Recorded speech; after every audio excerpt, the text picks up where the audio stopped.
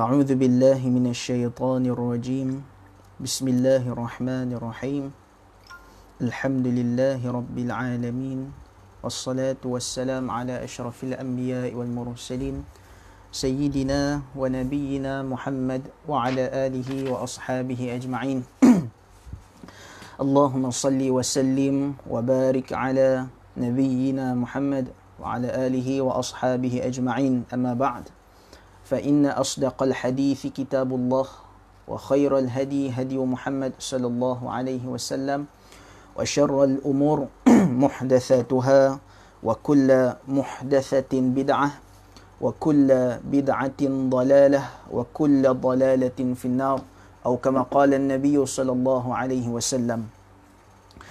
Sidang hadirin mukminin, ibu ayah, tuan-tuan, pakcik-makcik, sahabat-sahabat, para asatizah, alim ulama yang mungkin menonton video ni, alhamdulillah kita ucapkan syukur kehadrat Allah Subhanahu wa taala kerana dengan izin Allah Taala pada malam nisfu Syaban ni kita dapat bersama-sama untuk menyambung kembali sesi ulang kaji ilmu tajwid kita pada malam ni, dan insya-Allah seperti mana yang dijanjikan kita akan sambung semula pengajian kita, iaitu berkenaan dengan hukum mat. Semalam kita dah masuk kepada muqaddimah huruf mat.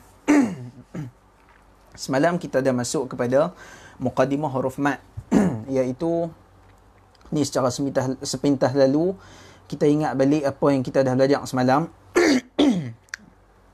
Tak mengayak. Kita ingat balik apa yang kita dah belajar semalam, iaitu berkenaan dengan huruf tentang hukum mat asli, yang mana hukum mat asli ni terjadi apabila huruf mat, iaitu 3 huruf mat, iaitu alif, waw dan ya. Huruf mat alif, waw dan juga ya. Sebelum alif ada huruf yang berbaris atas, sebelum waw adanya huruf yang berbaris depan, dan sebelum ya adanya huruf yang berbaris bawah. Jadi semalam kita dah tengok dah beberapa bahagian daripada bab ni. Antara yang kita dah tengok semalam, maksud mat asli, kita dah tengok huruf mat. Kemudian kita dah masuk sikit pada perbezaan antara mat lin dan juga huruf lin semalam. Kemudian jumlah harakat apa semua tu. Yang tu lah semalam. Cuma semalam tu dia jadi panjang. Sebab apa? Sebab kita baca kitab. Satu dia sebab kita baca kitab, jadi yang tu jadi panjang. Sebenarnya kalau ikut pembahasan mat asli ni simple saja. Macam yang saya bagi muqaddimah tadi itulah. Ada 3 huruf tu, sebelumnya berbaris atas tu. Berbaris atas, berbaris depan, berbaris bawah. Okey, dan insya-Allah pada malam ni hadirin penonton sekalian, kita akan sambung semula pengajian kita, iaitu antara yang saya dah gariskan di status sebelum ni, yang mana kita akan masuk kepada topik yang pertama, iaitu saya masuk terus kepada topik, iaitu berkenaan dengan huruf ziyadah bertanda bujur serong, bukan mat asli. Kira topik yang sekarang kita tengah bahas ni, iaitu berkaitan dengan salah satu tanda dalam Al-Quran, yang mana tanda ni dia akan ada atas huruf mat, yang mana tanda tu tanda bulat. Dia bulat kecil, tapi bulat tu bulat dia serong. Dia ada 2 jenis bulat. Ada bulat serong, ada bulat tegak. Tapi malam ni kita akan fokus kepada yang bulat serong ni, yang tanda bulat serong. Fokus kita yang tu. Okey. Bagi siapa yang rujuk kitab, iaitu macam misalnya kitab ilmu tajwid, perbahasan ilmu tajwid mengikut riwayat Hafs an Asim menurut Tariq Syatibiyah karya Ustaz Surul Syahbudi An-Nadwi. Kita masuk kepada bab ni. Okey, kita sambung bacaan kita. Terdapat perkataan-perkataan dalam Al-Quran yang mempunyai tanda simbol bujur serong. Bujur serong seperti di atas huruf matnya. Ia kelihatan seperti mat asli, cuma ia berbeza kerana ada tanda tersebut, yakni adanya tanda bulat serong ni di atas huruf matnya. Tanda simbol ini menunjukkan huruf tersebut bukan mat asli, tetapi ia adalah huruf ziyadah. Huruf ziyadah ni apa dia?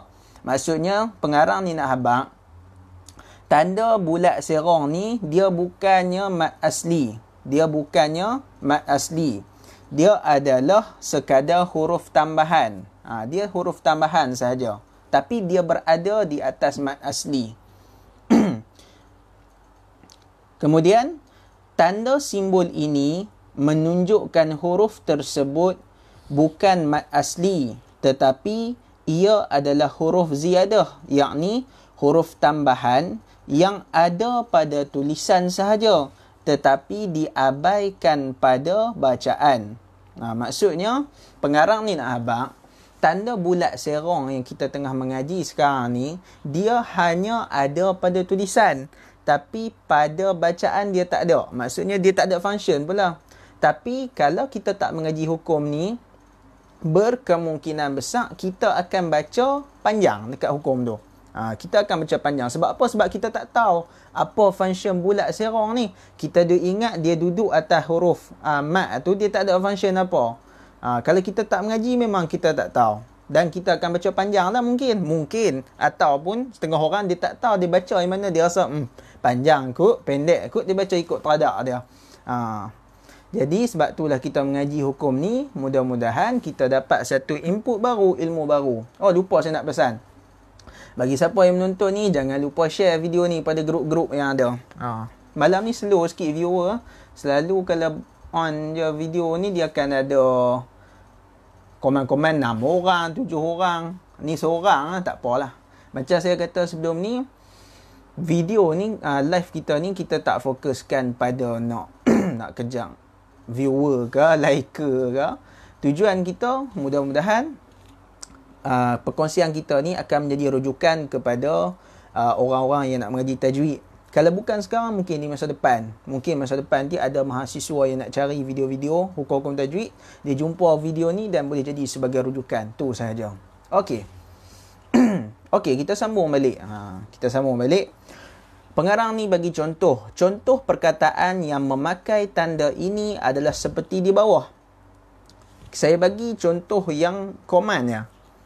Ulaika. Dekat kalimah ulaika ni ada tanda bulat serong tu. Mari kita tengok bulat serong lagu mana.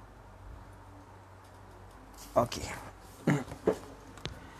Ini adalah contoh tanda bulat serong. Itu.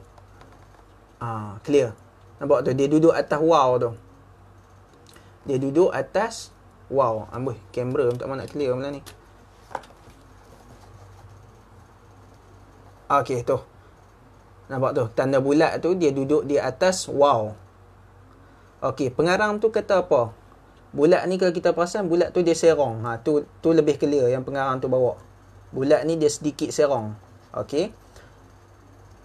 Kita tak boleh baca panjang. Kalau kita jumpa ada, nampak ni huruf mat apa dia kat sini? Wow kan huruf mat dia. Atas dia ada bulat lagu tu, tak boleh baca panjang. Dia hanya baca ulaika. Tu tak ada panjang apa. Okey, yang ni pula. Yang ni kalau kita perasan, tanda bulat serong ni dia berada di atas huruf alif. Jadi kita baca salasila.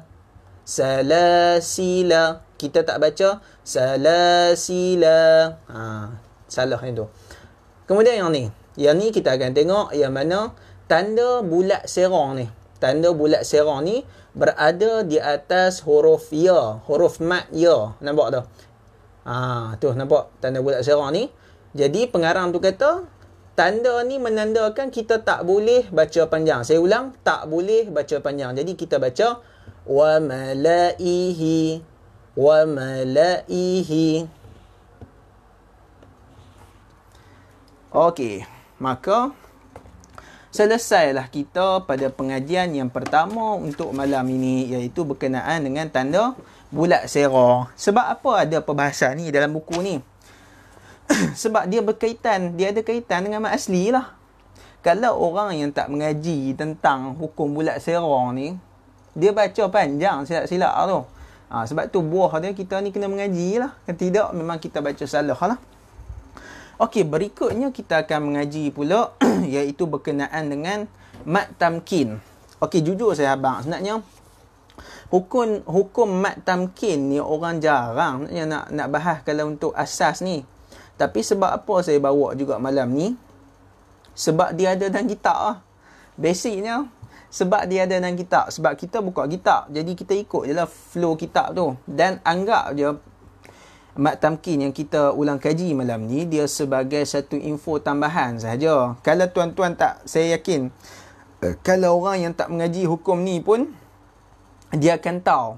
Dia akan tahu juga cara nak baca dan dia akan baca betul hukum mad tamkin ni. Dan hukum mad tamkin ni sebenarnya dia ni sebahagian daripada mad asli juga.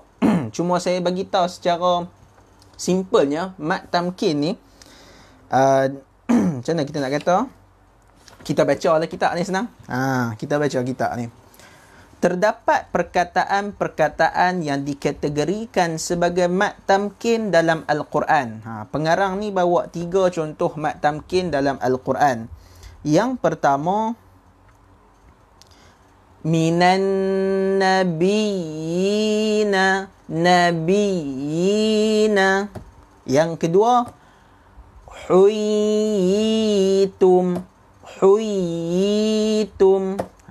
Yang ketiga, al-hawarina. Okey. Mad tamkin ni apa dia? Yang kita dah sebut mad tamkin sekarang ni, mad tamkin ni hukum yang nak menunjukkan adanya 3 ya. Adanya 3 ya dalam perkataan. Maksudnya dalam satu perkataan tu dia ada 3. Tapi kalau kita tengok dalam tulisan, dia hanya ada 2. Tapi sebenarnya dia ada 3. Okey, macam mana yang kita kata kita nak bagi nampak detail lagi? Kita bagi nampak detail lagi macam ni. Okey. Okay, saya akan bawa contoh pada tuan-tuan. Contoh mad tamkin lah. Okey. Nampak tu? An-nabiyina. Okey, nak bagi nampak lagi, kita ambil contoh tengah ni lah. Huyitum. Okey, kita tengok pada tulisan dia ada 2 je ya. Tapi pasal apa pengarang ni kata mad tamkin ni dia ada 3 ya? Okey, macam mana kita nak buktikan dia ada 3 ya sebenarnya? Nampak ni tanda sabdu. Tanda sabdu ni sebenarnya menunjukkan adanya 2 huruf ya. Dia menunjukkan adanya 2 huruf ya dekat situ. Okey, kat mana huruf ya yang pertama? Okey. Huyitum. Okey, dekat mana ya pertama? Dekat huy. Dekat situ dia ada ha bertemu dengan ya, sebab tu bunyi dia huy. Okey. Tu ya pertama kita dah dapat. Okey, kat mana ya yang kedua? Ya yang kedua ada dekat sini. Huyi. Yi itu ia adalah ya yang kedua. Yi itu adalah ya yang kedua. Kita jangan baca panjang lagi. Kita jangan duk baca huyi. Yang tu kira kita dah lajak lah ni, kita nak fokus ya yang kedua tu. Okey, sekarang baru kita nak tengok mana ya yang ketiga. Ni baru kita kena baca panjang. Huyitum. Okey. Nampak? Ya dekat ya kedua tadi dibaca panjang. Okey, sebab apa dia baca panjang? Sebab ada ya lagi satu lah, ada ya yang ketiga. Tu yang menunjukkan adanya 3 ya sebenarnya dalam hukum mad tamkin. Maka selesailah pembelajaran yang kedua. Yang pertama kita dah belajar tadi berkaitan dengan dengan bulat serong. Yang kedua kita dah belajar berkaitan dengan mad tamkin. Maka kita dah selesai 2 dah pengajian malam ni. Kalau ikut kitab ni, dia terang dalam lagi ni perbahasan ulama qurra dalam ni berkaitan dengan mad tamkin. Tapi yang tu bukan fokus kita. Kita mengaji setakat yang perlu saja dan asas saja. Yang lain-lain ni budak-budak qiraat boleh lah. Okey. Seterusnya seperti mana yang kita janjikan, iaitu perbahasan berkenaan dengan lafzul jalalah. Apa itu lafzul jalalah? Lafzul jalalah ni adalah lafaz kalimah Allah. Allah, alif lam lam ha tu. Allah, Allahumma. Okey. Sekarang kita tengok. Contoh lafzul jalalah kita ambil daripada ayat Quran. Pengarang ni dia bawa macam tu. Dia bawa ayat Quran. Dia bawa ayat Quran contohnya qul huwallahu. Kemudian dia bawa qulillahu. Qulillahu. Okey. Sekarang saya tak mau nak berpandu kitab sangat. Okey. Lafzul jalalah ni senang saya nak kata macam ni. Kalau tuan-tuan para penonton sekalian tengok dekat lafaz ataupun kalimah Allah tu, kalimah dia alif lam lam ha. Okey. Alif lam lam ha. Saya nak tanya kat penonton sekalian, walaupun 4 orang yang tengok belah ni tak ramai sangat, selalu 10 ke, tak apalah, tak kisah. Kalau tuan-tuan share banyak, insya-Allah ramai lah. Okey. Alif lam lam ha. Tapi pasal apa bila tuan-tuan takbir, bila kita takbir, bila kita semua takbir, contohnya takbiratul ihram dalam solat, Allahu akbar.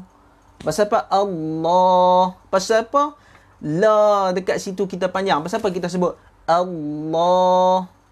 Kalau kita tengok dalam ejaan, ada tak alif kat situ? Dalam ejaan tak ada alif. Pasal apa kita baca panjang? Pasal apa kita baca panjang kat situ? Cuba bagi jawapan. Kemudian kita baca Qul huwallahu ahad. Cuba buka surah Al-Ikhlas. Surah Qul huwallahu ahad tu, surah Al-Ikhlas tu, tengok kat ayat tu. Kok duk baca 22 tahun dah tak pernah nak kelih, pi buka tengoklah ni. Ada dak alif kat situ? Pi tengok ada dak alif dekat kalimah Allah tu.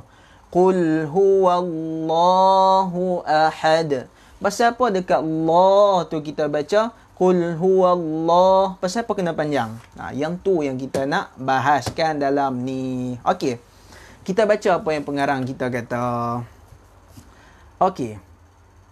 Yang tadi lafzul jalalah tu, pengarang kita sebut merupakan mad asli yang dibaca dengan 2 harakat walaupun tidak terdapat huruf alif ataupun tanda alif kecil selepas lam yang bersabdu tu. Kan kalau kita tulis alif lam lam ha, lam yang kedua tu dia akan ada sabdu kan. Pengarang tu kata dia kat situ dia kena baca 2 harakat walaupun tak ada alif kecil ataupun alif panjang apa-apa yang nak bagi dia panjang. Kita kena baca 2. Tapi sebab apa? Sebab apa kita kena baca 2? Mari kita sambung bacaan kitab kita. Okey. Para ulama qurra telah bersepakat untuk tidak menandakan lafaz Allah dengan sebarang tanda mad asli di dalam Al-Quran Rasm Usmani. Sepakat ulama qurra untuk tak tandakan tanda mad asli kat situ. Maksudnya tak letak alif kat situ. Ulama qurra sepakat tak ada. Kita tak letak alif dekat dalam kalimah Allah tu. Sebab apa? Demi membezakan lafaz Allah dengan lafaz Allata. Allata ni apa dia? Allata ni. Allata ni kalau kita biasa dengar Tuhan di zaman jahiliah. Orang jahiliah duk sebut demi Lata dan Uzza. Allata wal Uzza. Allata. Jadi sekarang ni guru saya Ustaz Helmi pun cerita, dan cara nak mudah kita nak cerita. Sebab apa tak diletakkan alif dalam kalimah Allah adalah untuk membezakan ejaan Allah dengan ejaan Allata. Allata. Kalau kita baca Allata, nampak dekat la tu ada alif kan? Okey. Jadi ulama kata sekarang ni kita tak mau bagi nampak Allah dengan Allata tu sama. Kita tak mau bagi nampak sama, sebab itulah tak diletakkan tanda alif pada kalimah Allah. Kira lepas ni kalau orang tanya, pasal apa kita panjang dekat Allah ni? Pasal apa kita panjang kat sebutan Allah ni? Tak ada alif pun. Saya pernah tertanya sebelum ni, masa diploma. Duk buat lama dah. Tapi bila kita mengaji tajwid, baru kita teringat nak tanya pasal apa kena panjang kan. Macam contoh duk baca, Qulillahumma lillah. Mana panjang kat situ tu? Kita tertanya. Jadi bila tanya kat guru, dia cerita macam mana dalam kitab ni cerita lah. Dan kalau orang tanya je, kita cerita macam ni. Dia alif ni tak ada pada tulisan, tapi dia ada pada sebutan. Senang kata, alif ni dia tak ada pada tulisan, tapi dia ada pada sebutan. Sebab itulah bila kita sebut Allah, kita memanjangkan bunyi Allah tu. Macam kita azan pun, Allahu Akbar, Allahu Akbar, Allahu Akbar. Macam itulah. Sebab itulah kita panjangkan kat Allah tu untuk membezakan Allah dengan Allata, iaitu ketua, bermaksud Tuhan pada berhala. Allata tu Tuhan bagi berhala. Tuhan pada zaman jahiliah dulu.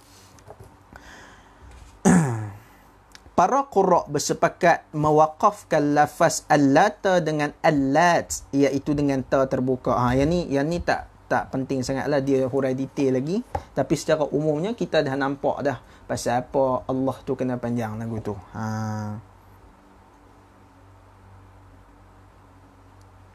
Ulama kata ini adalah kerana hendak mengelakkan kekeliruan yang mungkin timbul pada kedua-dua pembacaan tersebut.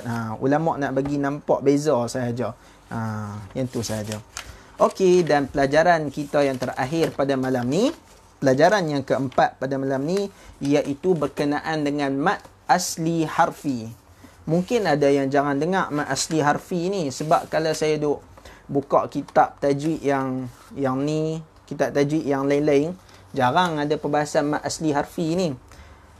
Tapi tak apa, kita akan baca mad asli harfi ni apa dia. Sebenarnya ramai yang dah tahu dah hukum ni, tak perlu nak detail sangat pun. Tapi kalau kita tak tahu, kita baca salah lah juga. Okey. Dia tajuk dia, pengarang kita letakkan nama tajuk dia mad asli pada huruf ringkas. Huruf ringkas tu apa dia? Huruf muqatta'at di permulaan surah. Huruf muqatta'at ni macam mana? Tu yang kita duk baca alif lam mim ha mim yasin. Yang itulah dinamakan dengan huruf muqatta'at. Okey. Jadi perbahasan ni tentang huruf muqatta'at di awal-awal surah tu lah. Tergolong juga di dalam mad asli yang berlaku pada keadaan wasal dan waqaf itu, mad-mad asli yang ditemui di awal setengah-setengah surah yang dimulai dengan huruf-huruf ringkas seperti Yasin, Alif Lam Mim Ra dan seumpamanya. Jika terdapat huruf pada salah satu huruf ringkas itu, maka huruf itu adalah mad asli yang dibaca dengan dua harakat. Senang kata, dia adalah hukum ni dia nak habaq ada, bila kita baca huruf macam Alif Lam Mim apa semua tu, dia ada 5 huruf. Ha, Ya, Ta, Ha, Ra. Ataupun ringkasan dia Hai, Tahar pun boleh. Kita nak hafal macam tu. Tapi tak perlu pun. Kita tengok masa kita baca Quran tu pun kita dah tahu dah. Kita dah tahu dah sebenarnya. Contoh, kita tengok contoh yang pertama, iaitu contohnya Hamim. Okey, Hamim. Dalam surah Ghafir ayat yang pertama. Okey. Kita tengok Hamim tu. Atas mim tu ada tanda misai panjang tu kan. Tapi atas ha tu tak ada sebarang simbol dan sebagainya. Jadi ha tu nak kena baca berapa harakat. Betul tu Ustaz Nick. Ada 5 huruf.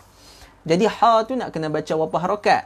Ha tu dia sebenarnya dia termasuk sebahagian daripada mad asli juga, yang mana perlu dibaca 2 harakat. Jadi kita baca Hamim. Lagi satu, contoh yang popular lah, surah favourite orang Melayu kita, surah Yasin. Kita lama dah duk baca surah Yasin ni. Kita lama dah duk baca surah Yasin. Tapi kita tak pernah nak bertanya, ya tu pasal apa kita duk baca Yasin? Pasal apa kita duk baca Yasin?